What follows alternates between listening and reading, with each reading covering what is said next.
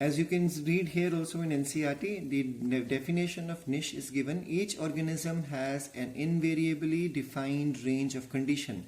So that condition the organism lives in, that it can tolerate, and the diversity in the resources it utilizes there. The resources could be food, resources could be the water, whatsoever resources environment provide, if the animal utilizes it or the organism utilizes it, and a distinct function it plays in the ecosystem, that means the position occupied in the food chain, the trophic level occupied in the food chain. All these things, three things together constitutes the niche of the organism. Like tiger and lion, they both are the topmost carnivore, so they are the top of the food chain, and that is their niche occupied. So I was talking about this, that the niche in the same habitat, two different organisms can occupy a similar niche, because they both could be topmost carnivore but different food chains in the same place. So you call such animals or plants or organisms as guilds, like tiger and hyena in the same area. And in the same manner we have different habitats, different organisms, but occupying similar niche. In that situation it is called as the ecological equivalence. Now the next term to understand is the biome. So even NCERT talks about biomes. You can see here major biomes are like desert, rain, forest and tundra. So before we understand this, let me go through the notes itself. So there are various types of biomes possible. Tropical biomes, deciduous, coniferous, grassland, we all know these terms, desert and Arctic and alpine tundra. So these are the various biomes possible. And what shapes the biome is basically the availability of light, duration of light, intensity of light, that controls the temperature also. And we all know this variations come in. So sun is a source of light for all of these biomes, but sun is not equally available to all these biomes. That's why these biomes have shaped or developed into different areas. So sun is a source of light and temperature, but radiations we all know fall vertically in the tropical zone, and then it falls in oblique manner in the temperate as well as the polar zones. So we know this concept. That's why sun is so harsh in the tropical zones, and so sun is always mild in the temperate and the polar zones. And then we have the changes in the season. The changes comes in the season because of rotation of the earth around sun, as well as revolution around the sun, as well as the tilt of its axis. We all know this tilt is responsible for spring and autumn.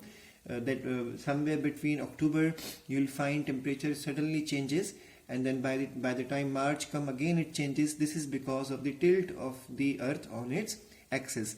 So these are the factors responsible for the changes which come, and this is the reason behind different types of biomes we have. Now let's understand this graphical representation which may come in the board exams. It shows you on the x-axis the mean annual precipitation in centimeters. So amount of rainfall is increasing this side, and then the mean annual temperature in centigrade towards this side increasing up. So you can see here Arctic zones or alpine tundra zones are the one which have minimum temperatures, and you can see even the variation in temperature is a lot. It can go as high as up to 0 degree, and mean annual temperature could even be as low as minus 10 degree. And then when you see the desert, you will find the range is again quite big. It may go as high as up to somewhere between 20 to 25, and as below up to 5 degree. Then the grasslands, basically temperate grasslands, they will have a even higher range. You can see the range can go up to 25 and can come down to almost 0 degree. And then in the coniferous forest, some areas may have a big variation in temperature, and some might not have much variation in temperature. Variations is found in this manner. And then we have the temperate zone, temperate basically deciduous forests, in which again a big range is there. But when you see this one, you'll find minimum variation is available in the tropical rainforest. the area which has the richest ecosystem. The tropical rainforest has minimum fluctuation in temperature, so it is between 25 to 20 throughout the year. Now, in the same manner, we can even see the fluctuation or the variation or the range of precipitation. Precipitation, NCERT says, precipitation is the coming down of water in the form of rain or snow. Anyway, when water comes down on the surface of the earth, it is called as precipitation. So when you see this graphical representation from this side, you will find that there is a lot of rain possible. A big range of rainfall is possible in the case of the tropical rainforest. Then a smaller range, and even the rainfall is less in the case of the grasslands, even in the case of conifer forests. And yes, occasional snow is also possible here. You can see it goes down below to zero. And then in Arctic alpine tundra, we basically have only snowfall because temperature is low and rainfall is quite less. It can go maximum 200 to 120 centimeter per year. But when you see the desert, you will find minimum rainfall this side. Minimum rainfall occurs in the desert zone. So temperature and precipitation, they all shape the environment, and this environment will shape particular type of organisms only to adapt and survive. And this has not happened in 5 days or 6 days. It has happened in millions of years. Organisms or thousands of years. Animals have adapted, plants have adapted, microorganisms adapted according to the type of environmental conditions around them. So this is how organism is shaped by the environment, or the type of organism is determined by the environment around. So that's why NCERT clearly says the major biomes which are shown here are from the India. So you can see in these pictures different vegetations are visible.